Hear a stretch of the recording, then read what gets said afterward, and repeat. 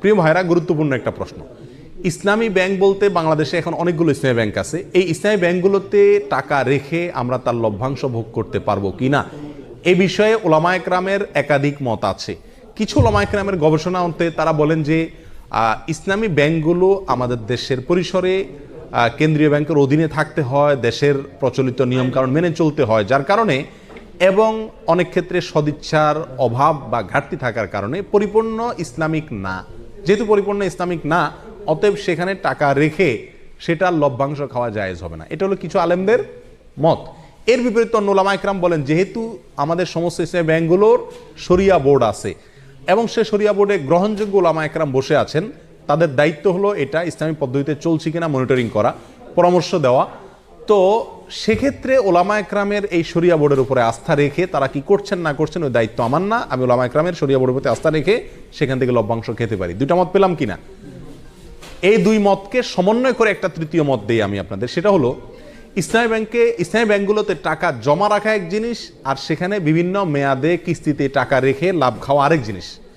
ইসলামী ব্যাংকগুলোতে টাকা রাখা শুধু জায়েজই নয়, বরং জরুরি এবং উত্তম, এবং একজন মুমিন হিসেবে আমরা বাধ্য টাকা জমা রাখা যে কোনো ইসলামী ব্যাংকে। কেন? কারণ সুদী ব্যাংকে আমি টাকা জমা রাখলে কেমন যেন তাদেরকে সুদী কারবারে কি করলাম, সহায়তা করলাম। আমার এই টাকাটা পেয়ে তারা সুদে সহায়তা করবে। ইসলামী ব্যাংকগুলো আর কিছু করুক আর না করুক, একটা কাজ তো তারা করবে, সেটা কি? আমার এই টাকাটা নিয়ে সুদ যে হারাম, এই একটা কনসেপ্ট ইসলামী ব্যাংকগুলো বাংলাদেশে বিস্তার করছে কি করে নেই? অন্য ব্যাংকগুলোতেও বলে কয়ে ঘুষ দিয়ে ঘোষণা দিয়ে কি দেয়, সুদ দেয়। আর সুদ যে হারাম, এই কনসেপ্টটা ইসলামী ব্যাংকগুলো বাংলাদেশে একরকম প্রতিষ্ঠিত করছে। বাস্তবায়ন যাই হোক, এটা জানাইছে, এলেমটা তারা প্রচার করছে। স্বীকৃতি এবং স্লোগান হলো তারা সুদমুক্ত ব্যাংকিং চায়।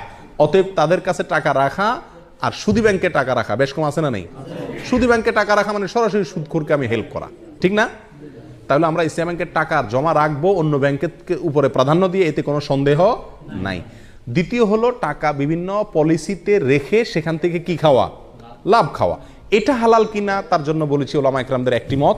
অনেকে বলেছেন যে এটা হালাল, কারণ এখানে শরিয়া বোর্ড আছে, ওনারা দেখছেন, আমার আর ভেতর দেখার দরকার নাই, বাকি দায়িত্ব তাদের, আল্লাহর কাছে তারা সব বিষয়ে তো আমি গভীরে যা দেখার দরকার নাই, জরুরি না।